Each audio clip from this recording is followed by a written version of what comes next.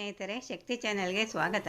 ಹೇಗಿದ್ದೀರಾ ನೀವೆಲ್ಲರೂ ಚೆನ್ನಾಗಿದ್ದೀರಾ ಅಂತ ನಾನು ಭಾವಿಸ್ತೀನಿ. ಇವತ್ತು ನಾನು ಮಾಡಿ ತೋರಿಸ್ತಿರೋ ರೆಸಿಪಿ ಮಾವಿನ ಹಣ್ಣಿನ ಕೇಸರಿ ಬಾತು. ಇದು ತುಂಬಾ ಚೆನ್ನಾಗಿರುತ್ತೆ. ಸೀಸನ್ನಲ್ಲಿ, ಮಾವಿನ ಹಣ್ಣಿನ ಸೀಸನಲ್ಲಿ ಈ ಥರ ವೆರೈಟೀಸ್ ಮಾಡ್ಕೊಂಡು ತಿಂದು ತುಂಬಾ ಚೆನ್ನಾಗಿರುತ್ತೆ. ಮಾಮೂಲಿ ಇದು ಯಾವಾಗಲೂ ತಿಂತಾನೆ ಇರ್ತೀವಿ. ಈ ಮಾವಿನ ಹಣ್ಣಿನ ಸೀಸನಲ್ಲಿ ಈ ಥರ ಮಾಡ್ಕೊಂಡ್ರೆ ದೊಡ್ಡವರಿಗೆ ಚಿಕ್ಕವರಿಗೆ ಎಲ್ಲರೂ ಕೂಡ ಇಷ್ಟ ಆಗುತ್ತೆ. ಈಗ ನಾನು ಮಾವಿನ ಹಣ್ಣಿನ ಕೇಸರಿ ಬಾತನ್ನ ಹೇಗೆ ಮಾಡೋದು ಅಂತ ನಾನು ತೋರಿಸ್ತೀನಿ. ಅದಕ್ಕೂ ಮುಂಚೆ ಯಾರು ನನ್ನ ಚಾನಲ್ನ ಹೊಸ್ದಾಗಿ ನೋಡ್ತಿದ್ದೀರಾ, ಪ್ಲೀಸ್ ಸಬ್ಸ್ಕ್ರೈಬ್ ಮಾಡ್ಕೊಂಡು ನೋಡಿರಿ ಮತ್ತು ಬೇರೆಯವ್ರಿಗೂ ಕೂಡ ಶೇರ್ ಮಾಡಿರಿ. ನೀವು ಸಬ್ಸ್ಕ್ರೈಬ್ ಮಾಡ್ಕೊಂಡು ನೋಡೋದ್ರಿಂದ ನಾನು ಹಾಕೋ ವಿಡಿಯೋನ ಮಿಸ್ ಮಾಡದೆ ನೋಡ್ಬೋದು. ಇವಾಗ ನಾನು ಮಾವಿನ ಹಣ್ಣಿನ ಕೇಸರಿ ಬಾತನ್ನ ಹೇಗೆ ಮಾಡೋದು ಅಂತ ನಾನು ಹೇಳ್ತೀನಿ. ಇವಾಗ ನೋಡಿ, ನಾನು ಒಂದು ಮಾವಿನ ಹಣ್ಣು ತೊಗೊಂಡಿದ್ದೀನಿ, ಒಂದು ಮಾಮೂಲಿ ಬಾಂಬೆ ರವೆ ತೊಗೊಂಡಿದ್ದೀನಿ, ಒಂದು ಮಾವಿನ ಹಣ್ಣು, 1 ಕಪ್ಪು ಬಾಂಬೆ ರವೆ, ಉಪ್ಪಿಟ್ಟಿನ ರವೆ. ಈಗ ಮಾವಿನ ಹಣ್ಣು ನಾನು ಮೇಲ್ಗಡೆ ಸಿಪ್ಪೆ ತೆಗೆದುಬಿಟ್ಟು ನೋಡಿ ಈ ಥರ ಪೇಸ್ಟ್ ಮಾಡಿ ಇಟ್ಟಿದ್ದೀನಿ. ನೈಸಾಗಿ ಪೇಸ್ಟ್ ಮಾಡಬೇಕು. ಇವಾಗ ಬಾಣಲಿಗೆ 1 ಸ್ಪೂನು ತುಪ್ಪ ಹಾಕಬೇಕು. ತುಪ್ಪ ಹಾಕಿದ ಮೇಲೆ ರವೆನ ಹಾಕಿ ಮೀಡಿಯಮ್ ಊರಿನಲ್ಲಿ ಹುರಿಬೇಕು.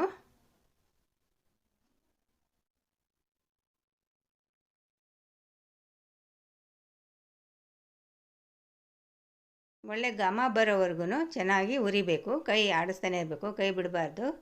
ಆವಾಗ ತಳ ಅಂಟು ಸೀಯುತ್ತೆ. ತುಂಬ ಕೆಂಪು ಮಾಡಬಾರ್ದು. ಇವಾಗ ನೋಡಿ ಹುರಿದಿದ್ದಾಗಿದೆ. ಒಂದು 3-4 ನಿಮಿಷ ಲೋ ಫ್ಲೇಮಲ್ಲಿ ಹುರಿಬೇಕು. ಇವಾಗ ಅದನ್ನು ಒಂದು ಪ್ಲೇಟ್ಗೆ ತೆಗೆದಿಟ್ಕೋಬೇಕು.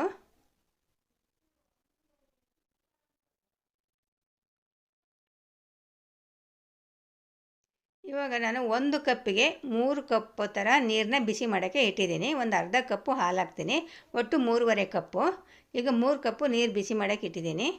ಈಗ ಬಾಣಲಿ ತೊಗೊಂಡು ಬಾಣಲಿಗೆ ನಾನು ಒಂದು 3 ಸ್ಪೂನ್ ತುಪ್ಪ ಹಾಕ್ಬಿಟ್ಟು ಇವಾಗ ಗೋಡಂಬಿ ದ್ರಾಕ್ಷಿನ ತುಪ್ಪದಲ್ಲಿ ಕರಿತೀನಿ.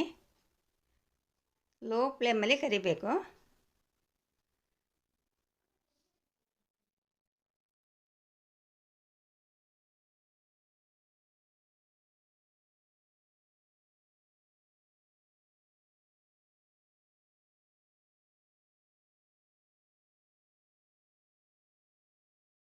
ಇವಾಗ ನೋಡಿ, ಗೋಡಂಬಿ ಮತ್ತು ಬಾದಾಮಿ ದ್ರಾಕ್ಷಿನ ಕರೆದಿದ್ದಾಯಿತು. ಇವಾಗ ಏನೋ ಒಂದು ಪ್ಲೇಟ್ಗೆ ತೆಗೆದಿಡಬೇಕು.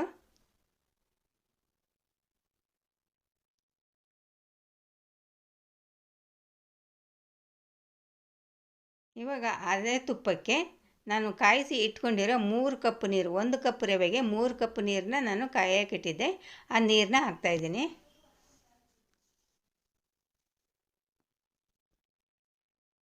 ಕೇಸರಿ ಕಲರ್ ಸ್ವಲ್ಪ ಹಾಕ್ತೀನಿ.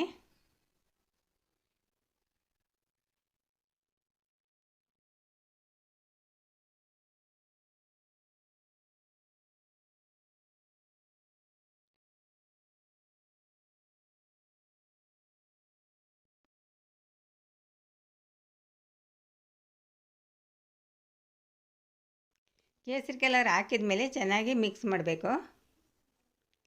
ಈಗ ಮಾವಿನ ಹಣ್ಣು ನಾನು ಗ್ರೈಂಡ್ ಮಾಡಿ ಇಟ್ಟಿದ್ನಲ್ವ, ನೈಸಾಗಿ ಗ್ರೈಂಡ್ ಮಾಡಿ ಇಟ್ಟಿದ್ನಲ್ವ, ಈಗ ಮಾವಿನ ಹಣ್ಣನ್ನು ಹಾಕ್ತಾಯಿದ್ದೀನಿ. ಮಾವಿನ ಹಣ್ಣಿನ ಪೇಸ್ಟನ್ನ ಹಾಕ್ತಾಯಿದ್ದೀನಿ. ಮಾವಿನ ಹಣ್ಣಿನ ಪೇಸ್ಟ್ ಹಾಕಿದ ಮೇಲೆ ಚೆನ್ನಾಗಿ ಮಿಕ್ಸ್ ಮಾಡಬೇಕು.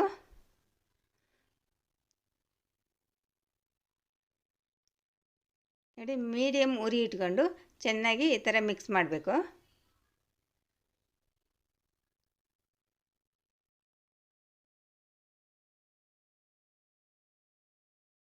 ಒಂದು 3-4 ನಿಮಿಷ ಈ ಥರ ಕೈ ಬಿಡದ ಹಾಗೆ ಮಿಕ್ಸ್ ಮಾಡ್ತಾ ಇರಬೇಕು. ಇವಾಗ ಅರ್ಧ ಕಪ್ಪು ಹಾಲು ಹಾಕ್ತಾಯಿದ್ದೀನಿ, ಕಾಯಿಸಿ ಆರಿಸಿದ ಹಾಲು. 3 ಕಪ್ ನೀರು, ಅರ್ಧ ಕಪ್ಪು ಹಾಲು, 1 ಕಪ್ಪು ರವೆಗೆ 1 ಕಪ್ಪು ಮಾವಿನ ಹಣ್ಣಿನ ಪೇಸ್ಟು.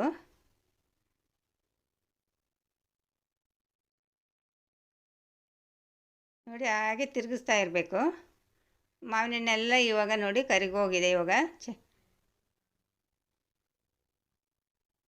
ಇವಾಗ ನಾವು ಹುರಿದಿಟ್ಕೊಂಡು ರವೆನ ಸ್ವಲ್ಪನೇ ಈ ಥರ ಹಾಕ್ತಾ ಇರಬೇಕು, ಗಂಟಾಗಲ್ಲ. ಆವಾಗ ಒಂದು ಕೈಯಲ್ಲಿ ರವೆ ಹಾಕಬೇಕು, ಇನ್ನೊಂದು ಕೈಯಲ್ಲಿ ಹಿಂಗೆ ತಿರುಗಿಸ್ತಾ ಇರಬೇಕು. ಉರಿ ಸಣ್ಣ ಮಾಡ್ಕೊಂಡಿರಬೇಕು.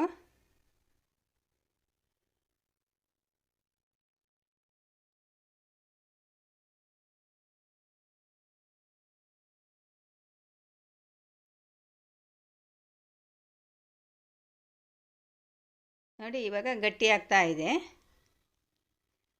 ಒಂದು 2 ನಿಮಿಷ ಈ ಥರ ತಿರುಗಿಸ್ತಾ ಇರಬೇಕು.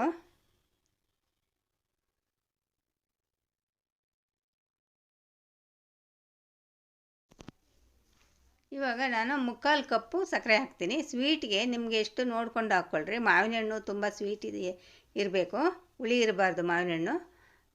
ಅದರಿಂದ ನೀವು ಸಕ್ಕರೆನ, ಕೆಲವರು ಹೆಚ್ಚು ಸಕ್ಕರೆ ತಿಂತಾರೆ, ಅದರಿಂದ ಸಕ್ಕರೆನ ನೀವು ನೋಡಿಕೊಂಡು ಹಾಕ್ಕೊಳ್ರಿ. ನಾನು 1 ಕಪ್ಪು ಮಾವಿನ ಹಣ್ಣಿನ ಪೇಸ್ಟ್ಗೆ 3/4 ಕಪ್ಪು ಸಕ್ಕರೆ ಹಾಕಿದ್ದೀನಿ. ಸಕ್ಕರೆ ಹಾಕಿದ ಮೇಲೆ ಚೆನ್ನಾಗಿ ಮಿಕ್ಸ್ ಮಾಡ್ತೀನಿ. ಇವಾಗ ತುಪ್ಪ ಹಾಕ್ತೀನಿ. ಅವಾಗವಾಗ ಒಂದು 3-4 ಸ್ಪೂನ್ವರೆಗೂ ನಾನು ತುಪ್ಪ ಹಾಕಿದ್ದೀನಿ. ಮಧ್ಯೆ ಮಧ್ಯೆ ತುಪ್ಪ ಹಾಕ್ತಾ ಇರಬೇಕು. ಒಂದೊಂದು ಸ್ಪೂನ್ ತುಪ್ಪ ಹಾಕಿ ಚೆನ್ನಾಗಿ ಮಿಕ್ಸ್ ಮಾಡ್ತಾ ಇರಬೇಕು.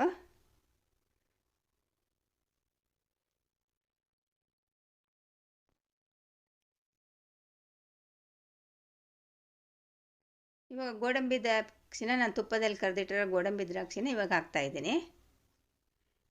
ಹಾಕಿದ ಮೇಲೆ ಚೆನ್ನಾಗಿ ಮಿಕ್ಸ್ ಮಾಡಬೇಕು.